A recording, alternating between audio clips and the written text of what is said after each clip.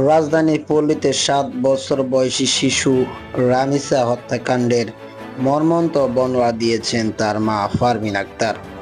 তিনি জানান, ঘটনার সময় তিনি একটি চিৎকার শুনতে পেয়েছিলেন, কিন্তু সেটি যে তার নিজের মেয়ের শেষ চিৎকার ছিল তা তিনি তখন বুঝতে পারেননি।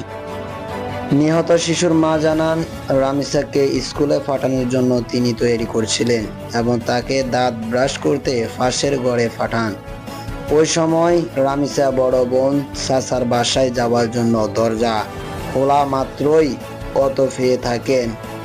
ঘাতক রামিসাকে ট্রেনে ভেতরে নিয়ে যায়।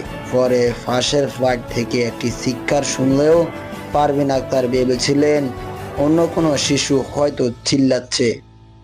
কিছুক্ষণ পর বড় মেয়েকে একা ফিরে আসতে দেখে মায়ের মনে সন্দেহ জাগে। এরপর তারা ওই ফ্ল্যাটের দরজা বারবার ধাক্কা দিয়েও ভেতর থেকে কেউ সাড়া দেয়নি।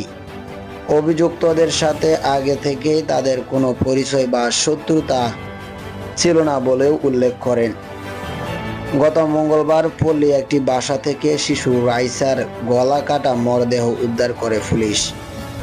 এই নৃশংস হত্যাকাণ্ডের ঘটনায় জড়িত ফাঁসের ফ্লাইটে ভাড়াটি সোহেল রানা ও তার স্ত্রী স্বপ্না আক্তারকে ইতিমধ্যে গ্রেপ্তার করা হয়েছে এবং প্রধান আসামি আদালতে নিয়ে দোষ স্বীকার করে জবানবন্দিও দিয়েছেন তারা।